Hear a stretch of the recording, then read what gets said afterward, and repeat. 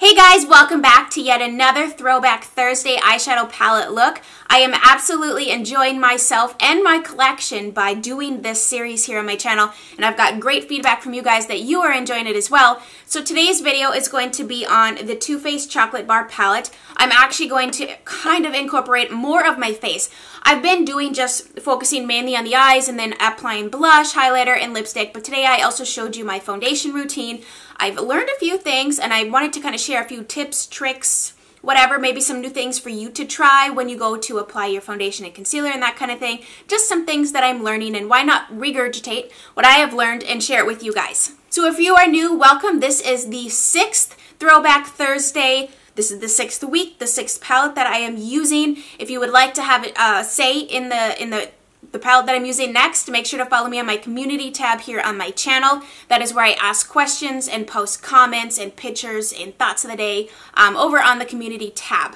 So without any further jibber jabber, let's get right on into this look.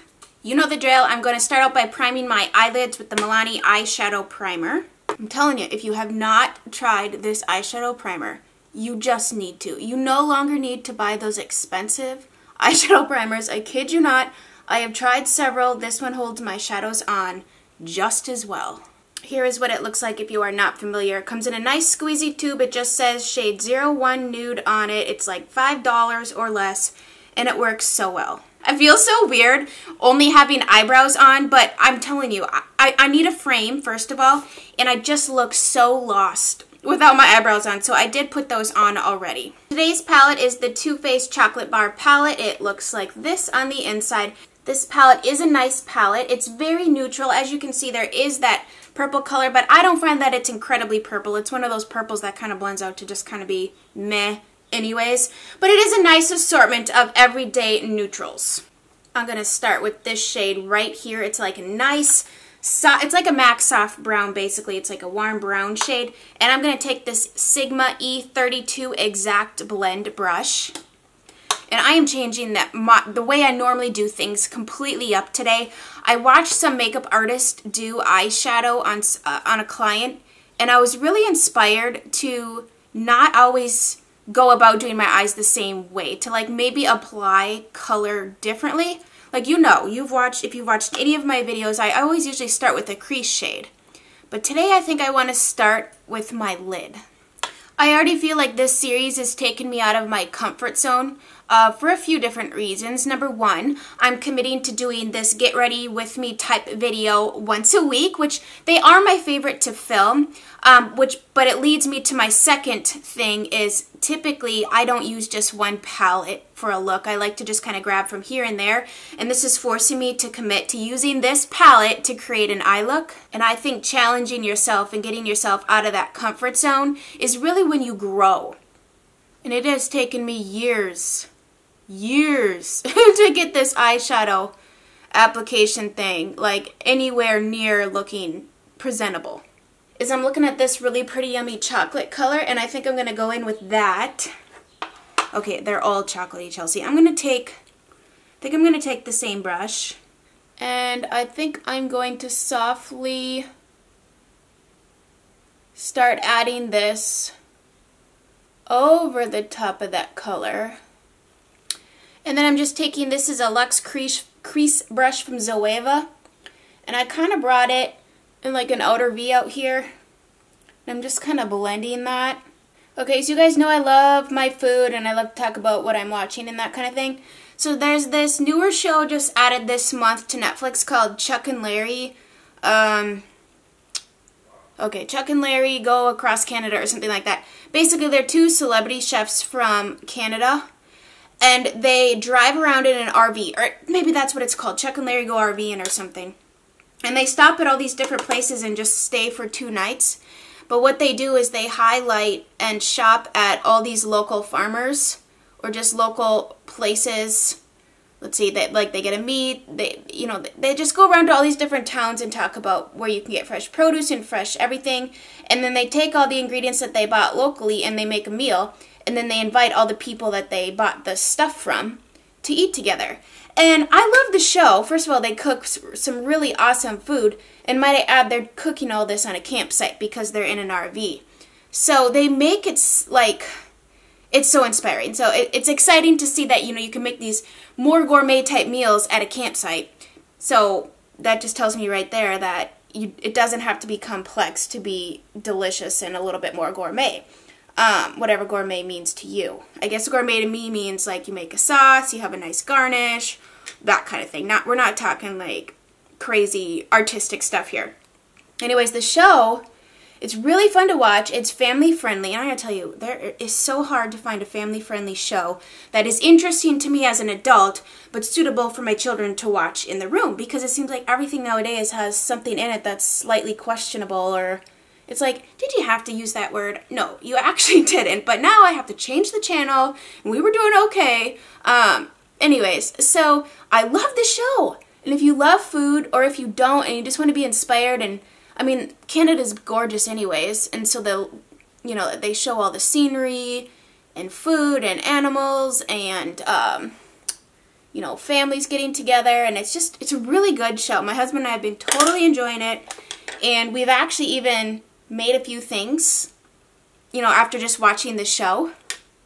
You know, like took some of their recipes or whatever.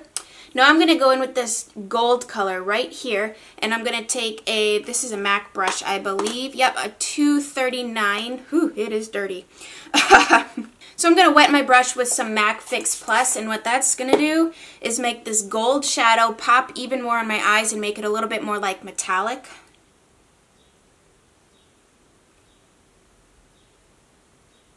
If you are newer to my channel, you might not have gathered that we love food around here. We're always thinking about the next meal, what it is we're going to be eating. It matters. And on the same wavelength, though, like, we're not picky eaters, so we'll eat anything.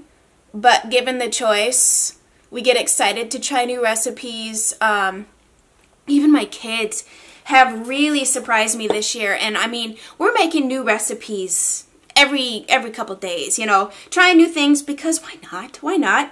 And I'm actually really surprised how many things my kids have willingly ate. Now, we're not necessarily saying what it is until after, because, you know, they have preconceived notions about, oh, there's spinach in this, we can't eat it. Little do they know, they eat it all the time. My son actually loves broccoli, but he doesn't like it roasted, even though I love it roasted. He likes fresh, like actual fresh broccoli steamed. And he will eat an entire huge crown. I kid you not, he just loves it. I think it's because when you steam broccoli, especially when it's fresh, not like frozen, but frozen's fine too, he'll eat that. It has that melt in your mouth consistency. And, you know, kids can be kind of big on consistency and stuff.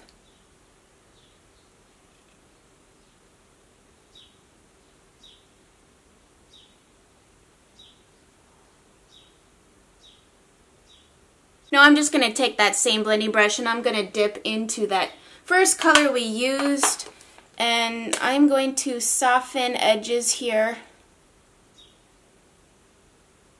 I have a stinking ingrown hair right there, so if you're wondering, what is that? We have a few friends that showed up today. I'm going to dip into this mulberry color because I can't not use that shade when I see it in a palette. I just really enjoy a burgundy on my eye color. I think it's a great alternative to like a brown or a black to deepen up an eye look. I'm going to dig into this matte cream shade, and that is what is going to go up here on this brow bone. This is a very beautiful bronzy color from Mally. It's called Lucky Penny. A similar color to this would be MAC Costa Riche. And I really just like how it makes my blue eyes pop. Any kind of copper eyeliner. You can do brown or you can do black, whatever. Chanel Le Volume Mascara. I have some Ardell 110s. I just put some Duo Glue on here and I'm letting it dry. I think my glue needs to go in the trash, however, because it smells like nasty fish. I like these number 110s because they add just enough. It's not so much that the lash is cumbersome, thick, heavy, irritable. Like, these lashes are really lightweight, but you can see that it definitely adds some volume. and some length, which I need. Now, depending on what you like, these might be too everyday natural for you, but I think for the type of look we're doing, when it's just a very bronzy, summery look, just adding a little bit of something, I think doesn't take away from the eye look and it doesn't take away from you. Like, I don't want people to look at me and only see my eyelashes and be completely distracted by all that is going on right here. I want them to just see me, and I think you can do makeup in such a way where it emphasizes and makes you look better and it's not screaming look at my makeup kind of thing. So I wanted to share with you something I learned. This is not me making this up. I was watching a makeup artist, and why do I have, oh, what is in my ear? So typically I don't do my face on camera when I'm doing these throwbacks because I really just want to focus the video on the eyeshadow. But I thought, you know what, let's just do the face today because I had a few things I wanted to share with you. Number one, I just prepped my skin with the Smashbox Photo Finish Serene Greens Primer Water. These are limited edition. It's a collaboration with a YouTuber named Nicole Concealo or something. I'm not sure if I'm saying her name right. I know her first name is Nicole. But the Serene Greens is the one I picked up. There is a coconut water, or a coconut one, and an orangey citrusy one, but my favorite is the Serene Greens. I can see how this might not be everybody's cup of tea as far as the scent is concerned. I really like it. Why I picked this up is because I was looking for a lightweight primer for summer that was not silicone based or too heavy, because it's hot and humid down here and my face will just melt. And so the fact that that primed my face and created a really nice tacky base for my foundation to adhere to. Really like it. So as far as my foundation is concerned, I'm using the Maybelline Dewy and Smooth. I'm actually going to be filming a review on this soon. I've been testing it for the past couple of weeks. How it looks so dewy and pretty. And I actually haven't even applied that much of it. And then I've gone kind of back to trying to apply foundation with a brush. This is the Wayne Goss #1 foundation brush, and I really like how it buffs it into the skin. And it gives a very natural finish. Now, this is just one coat of this foundation. I don't want to go too heavy. I've been enjoying a lighter coat. You can still see my freckles. You can actually still see blemishes and so on and so forth through it. But if I set my face with powder, that does give me an additional layer of coverage. So I'm going to take some of my Laura Mercier loose powder here. Mine is busted, so this is unfortunately such a mess. I'd show you the container, but just trust me, this is the Laura Mercier. This powder keeps me the most oil contained throughout the day. So when I do a dewier finish foundation, I try not to go too heavy on my moisturizer that day because I'm normal, but once this heat starts rising, I can get very oily, in the T-zone throughout the day. I layer the matteness with the luminousness, so I'm just going to set lightly because I don't want to take away that glow, you know. I just want to lock it in. Wow. I wish you could see the mess that is all over my table right now. Oh my gosh. Oh, are you kidding me? Are you kidding me? Oh. I'm actually going to do a little bit of contouring today because if you can't tell, my face is a little bloated today. My own fault, not yours. So I thought we would just do a little sculpting. Kind of bring her in a bit. I actually only contour for the most part when my face is bloated. Or just a little puffy because, you know, Mommy ate a lot of salt. I just couldn't stop. It's like, eat me. And I'm like, okay. Salt and sugar were my masters last night. And the only other time I really do it is when I have a full coverage, total glam makeup look. This is not something that I do daily. I find if you just kind of concentrate your bronzer in this general area, it just kind of naturally chisels it out. I'm going to use the NARS bronzer. Now, there are new shades in this. I seen there were new shades, and I would almost rather have one of the new shades than this one because this is from the original release, the Luminous Light, the lighter of the two. It's a little warm for me. Wayne Goss #11 brush, which I am loving for bronzer. I mean, if you're going to wear a yellow shirt and you're already super pale, I highly recommend go a little heavy with the bronzer. This is where things are going to get a little bit crazy. What I'm going to do is another thing that I learned from watching this makeup artist. By the way, I forgot to mention Sir John is his name. I guess it's on several different people, but one of the people that he does is Beyonce. And so I learned about how he does the blending of the under eye shadow into the concealer, like at the same time kind of thing. So I'm going to put on my concealer. This is the L'Oreal Infallible. And I'm going to blend that out with the setting brush here from Real Techniques.